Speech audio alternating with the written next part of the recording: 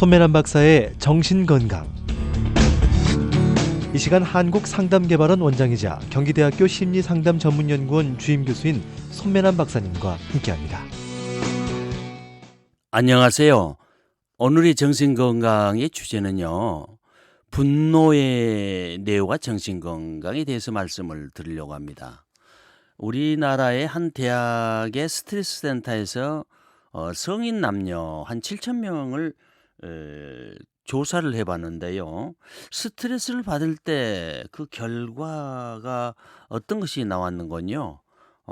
우리나라 사람들은 분노라고 하는 것입니다. 다시 말하면 분노가 우리나라 사람들의 스트레스의 하나의 결과 중에 하나라는 것이죠. 근데 사실 그 외국의 경우도 이렇게 보면요, 약간 좀 다르게 나타납니다만은 스트레스를 받을 때 어떤 그 무력감이라든가 불안, 우울 등의 이 정서 반응을 보이는데 비해서 우리나라 사람들은 이제 스트레스 받을 때 이제 그 분노지향적이다라고 이렇게 조사 결과가 나왔습니다.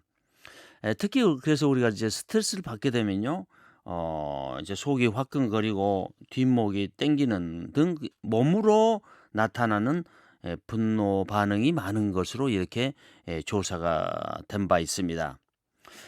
특히 요즘 우리 사회에서 이렇게 보는 것은요, 뭐 이해할 수 없는 아주 끔찍한 분노 충동에 의한 범죄가 끊이지 않고 있어서 사회적 병리를 야기시키는 원인이 되고 있습니다.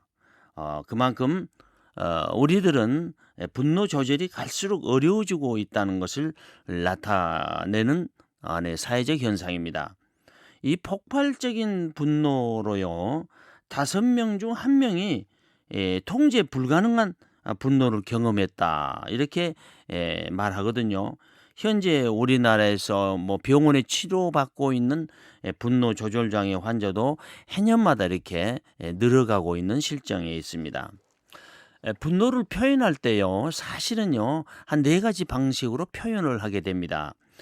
먼저는 그 공격형 분노가 있죠. 자신의 뜻대로 되지 않을 때 비난을 한다든가 비판에 민감한 반응을 나타냅니다. 그래서 우리가 부부라든가 또 부모와 자녀 간이라든가 또 사회생활 속에서도 뭐 고함을 지른다든가 욕을 한다든가 때로는 이제 그 폭력을 행사한다든가 무시나 모욕, 위험 등으로 이렇게 나타나고 있습니다. 물론 이런 반응은 주로 남성에게서 많이 나타나지만요, 여성에게도 물론 없는 것은 아닙니다. 두 번째는요, 그 수동형 분노가 있죠. 화를 숨기려고 할 때요, 겁이 나거나 관계 악화를 두려워할 때 흔히 나타납니다. 그러니까 보통 우리가 갑을 할 때 을에서 많이 하죠. 부부간에서 여성이 이제 하는 경우가 많고요. 또 부모와 자녀 간에서는 자녀들이 수동 공격으로 할 수밖에 없죠. 갑이 너무 세니까요. 예. 그래서 우리가 이제 남편이 이제 남편에게 화가 난다 그러면 밥을 안 차려준다든가 뭐 청소를 안 한다든가 또 말을 안 한다든가 이런 그 수동적인 방법으로 이렇게 하죠. 우리 청소년도 마찬가지입니다.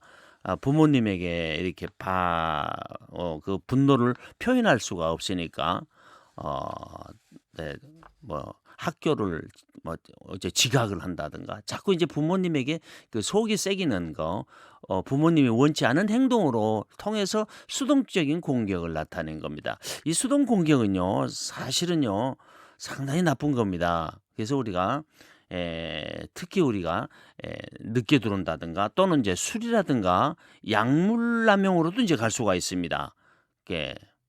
또 그것이요, 수동 공격이 학교 폭력으로도 아이들은 갈 수가 있고요. 그래서 또는 그 잠을 아주 푹 자버린다든가 아니면 막 폭식을 한다든가 여자들은 또 막 수다를 떤다든가 이런 것으로 이제 나타내죠. 여성들이 이제 이렇게 관광 이렇게 가시는 것을 한번 제가 관광차에 이렇게 한번 봤는데요. 그 여성들이 관광차에서 하는 그 뭐 이렇게 유머라고 하면 유머인데요. 남성들이 하는 그런 유머의 말이 아니더라고요. 엄청난 우리는 그냥 처음 들어보는 그런 유머들을 많이 이제 좋은 말로는 유머입니다, 사실은. 근데 이런 걸로 그 자기 그 막 그 가정 생활에서 살아왔던 막 이렇게 여러 가지 막 화난 일들 있잖아요. 예. 그래서 이제 그런 것을 표현을 못 하니까 그 관광차에서 친구들과 함께 막 수다를 떨면서 이렇게 하는 걸 보면은 이 단지 수동적 분노의 하나의 표현으로 나타나는 경우가 많습니다. 보통 여성들에게 많이 나타나지만 물론 남성도 수동적 분노를 보일 때 있습니다. 왜냐하면 성격 자체가요. 소심한 성격들은요. 아내가 너무 이제 집에 가면 세거든요. 그러니까 이제 수동적인 방식으로 할 수밖에 없죠. 어떤 분은 이제 막 아내가 화를 내면요. 남편이요. 뭘 하는 건요. 그 막 청소를 하더라고요. 제가 보니까. 화가 나는데 남편은 아내에게 그 공격을 하지 못하니까 막 청소를 해요. 청소. 열심히 청소. 이게 이제 수동용자 하나의 분노입니다. 세 번째는요. 수동 공격형 분노가 있습니다. 수동 공격형. 이거는요. 자신의 의사를 표현하지 않고요. 뒤에서 보복하는 형태입니다. 그러니까 비협조적인다든가 또 선동을 뒤에서 한다든가 또 험담이나 상대방이 원하는 것을 해주지 않는다든가 해서 수동 공격형의 분노를 표현합니다. 너 엿먹어봐라 뭐 이런 식이겠죠. 그리고 이제 마지막 분노를 적극적으로 표현하는 방식이 있습니다. 이게 이제 좋은 방식이죠. 사실은요. 그러니까 우리가 내 안에 어떤 분노가 쌓이면 표현하는 겁니다. 그래서 이제 건강한 가정은요. 자녀들이 마음대로 자기의 마음을 표현하는 그런 가정 분위기를 가진 그런 가정은 행복한 가정인 거예요. 근데 이제 어떤 가정에서 보면 이제 그냥 완전히 억눌러 가지고 애가 말을 못하도록 만드는 그런 가정들 있죠. 그리고 이제 애들이 표현을 할 때 잘 들어줘야 되는데 공감하면서 들어줘야 되는데 공감은 하는 것 같은데 이제 이해를 못하죠. 그래서 또 뭐 억누린다든가 그러면 이제 그 자기 표현을 못하게 돼 있습니다. 그래서 우리는 늘 자기 표현을 잘하고 들어주고 이해하고 하는 거로 그러면서 우리가 공감 능력도 발휘할 수가 있거든요. 이게 이제 사회생활의 하나의 근본적인 성격을 형성하는 요인이 되고 있습니다. 상대방이 자기 마음을 읽어주기를 기다리지 않고 오히려 자신의 요구를 직접 솔직하게 이렇게 밝히는 이런 것은요. 어디서 나오는 거지? 바로 가정에서 나오는 겁니다. 그래서 즉시 상대방의 요구와 감정을 우리가 이제 고려를 해주는 것입니다. 근데 이제 분노가 이제 건강에 뭐 악영향을 미친다는 것은 너무나 우리가 잘 아는 사실입니다. 그래서 신체적인 고통, 뭐 분노는 살인까지 할 수도 있고요, 뭐 이혼까지 할 수도 있고 막 그렇습니다. 그래서 분노는 이 대인 관계를 다 파괴해 버립니다. 물론 우리 성경에도 그런 말씀이 있죠. 잠언서 15장 18절 보면요. 분을 내는 자는 다툼을 일으킨다고 이렇게 했습니다. 그러니까 인간관계가 다 깨지는 거죠. 분을 내서 성공한 사람 없습니다. 직장에서든지 간정에서든지 다 마찬가지입니다. 불안에 휩싸이면요 어떻게 되냐면요 뇌에 노르아드레날린 신경이 활성화되어 가지고요 노르아드레날린이 왕성하게 되면서 그 결과 화를 억누르지 못하고 충동적인 행동을 하게 되는데 이는 세로토닌 이제 신경이 약화돼 버린 거죠. 그러면 아드레날린 신경을 억제하지 못해서 생기는 현상입니다. 그래서 우리가 세로토닌 신경을 강화시키면요 신속하게 평정심을 회복할 수가 있는 것입니다.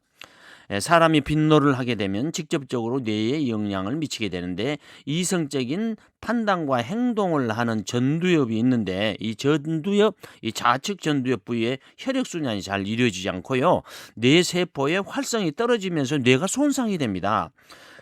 결국 분노는요 이 전두엽의 기능을 저하시키고 뇌세포를 손상시켜서 극기하는 뇌가 쪼그라지게 되어 있습니다. 그뿐 아니라 뇌에서는요 감정을 생산하는 부분이 또 있는데 그분이 변형계거든요. 사람이 이제 분노하거나 이렇게 흥분을 하게 되면 또 공격적인 행동을 하게 되면 이 변형계가 과잉으로 활성화됩니다. 그래서 이제 부정적인 사고와 정서가 고조되어 가지고 결국 유대 관계가 다 깨지고요. 이제 우울증이라든가 조울증을 이제 일으키기도 하는 것입니다. 감사합니다. 좋은 하루가 되시기를 바랍니다. 지금까지 한국상담개발원 원장이자 경기대학교 심리상담전문연구원 주임교수인 손매란 박사님의 정신건강으로 함께했습니다. 이 시간 방송 들으시고 무료 상담을 받기 원하시는 분들은 서울전화 884국에 7590번으로 연락하시기 바랍니다.